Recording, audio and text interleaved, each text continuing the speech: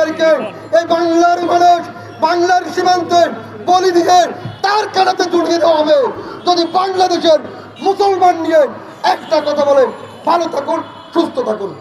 প্রিয় কারি আবু তাহের ভাই, রাশেদ প্রধান, ডাইনে এবং বামে তারেকের মেলা, আমাদের দুই তারেক ভাই সহ বিভিন্ন পর্যায়ের নেতৃবৃন্দ সকলকে সংগ্রামী শুভেচ্ছা।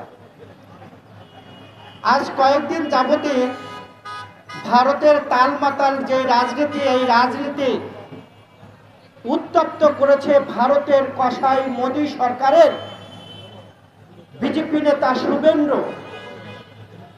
আপনারা জানেন যে এই শুভেন্দ্র বাংলাদেশ নিয়ে যেই ধরনের মন্তব্য করছে, বাংলাদেশকে উস্কিয়ে দেওয়ার চেষ্টা করছে, কিন্তু বাংলাদেশের সকল শ্রেণী পেশার মানুষ, হিন্দু বৌদ্ধ খ্রিস্টান সকলে ঐক্যবদ্ধ হয়ে এই শুভেন্দ্রের বক্তব্যকে মোকাবেলা করছি। গতকালকে দেখলাম শুভেন্দ্র বললেন বিএনপির এক নেতা শাড়ি পুড়িয়েছে, তার কয়টি বউ। আমরা যদি বাংলাদেশের জনগণের পক্ষ থেকে শুভেন্দ্রকে প্রশ্ন করতে চাই, শুভেন্দ্র কসাই মোদী বিজেপির যেই দলটি আপনারা জানেন যে ভারতের বাবরি মসজিদ ভেঙে মন্দির করেছিল, তৎকালীন বাংলাদেশে কোন মন্দির ভেঙে মসজিদ করা হয়েছিল আপনাদের কাছে প্রশ্ন। আমরা যদি প্রশ্ন করতে চাই, এই কসাই মোদী বিজেপির দল, এই শুভেন্দ্রদের নেতৃত্বে ভারতে অসংখ্য মুসলমানদেরকে হত্যা করা হয়েছে, তখন বাংলাদেশে কোথায় কোন জায়গায় হিন্দুদের উপর আঘাত করা হয়েছিল?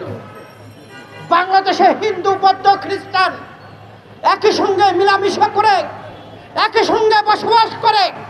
কয়েকদিন আগে আপনারা জানেন যে দুর্গা পূজা গিয়েছে, সেই দুর্গা পূজাতে আমি ব্যক্তিগতভাবে এখানে যারা আছেন তারাও তাদের মন্দিরকে পাহারা দিয়েছিল।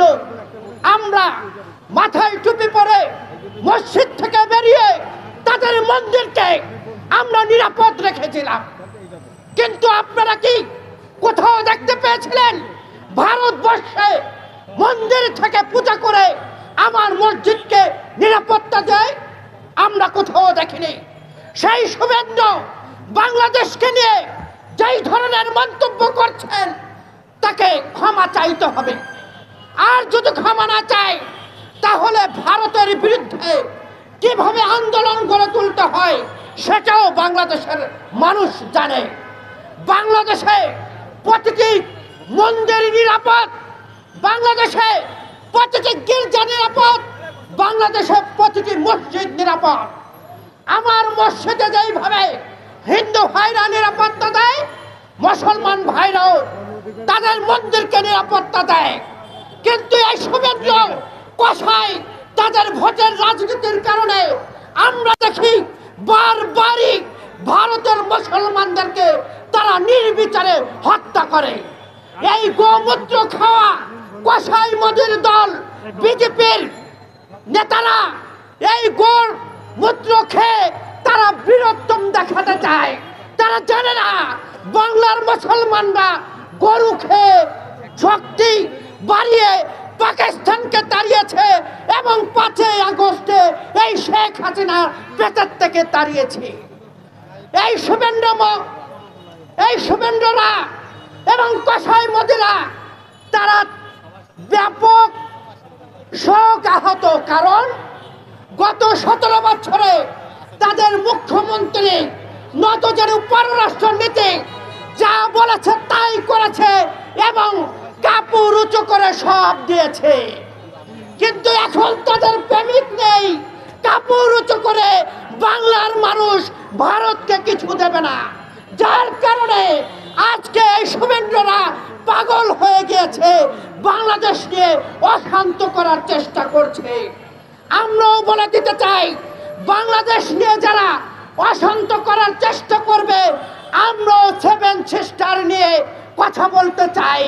7 সিস্টারে যারা স্বাধীনতা চাচ্ছে, আমরাও তাদের স্বাধীনতার সহযোগিতা করতে চাই। এই 78 বছরের যুবতী শেখ হাসিনার সঙ্গে গত 17 বছরে প্রেম করে এই মোদী বাংলার জনগণকে ভোট থেকে দূরে রেখেছিল। গণতন্ত্র থেকে দূরে রেখেছিল, আজকে তারা পাগলের মতো হয়ে গিয়েছে। বাংলাদেশে আসতে হলে বাংলাদেশের মানুষের সাথে কথা বললে হিসাব করে বলতে হবে। একটি কথা বলে আমি কথা শেষ করব। আপনারা জানেন, যারা অবৈধ মিলামেশা করে, পরকীয়া করে, সেখানে যদি কোনো সন্তান জন্ম নেয়, সেই সন্তানকে বলা হয় জারজ সন্তান। গত 17 বছরে মোদী সরকার অবৈধ শেখ হাসিনার সঙ্গে যত চুক্তি করেছে, সকল চুক্তি জারজ চুক্তি। এই চুক্তি বাংলাদেশের মানুষ চায় না।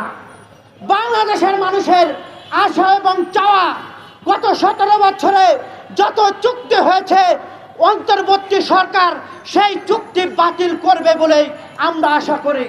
সকলকে ধন্যবাদ জানিয়ে আমি আবারও সকলকে ঐক্যবদ্ধ থাকার আহ্বান জানিয়ে আমি আমার কথা শেষ করছি। দেখা হবে রাজপথে, কথা হবে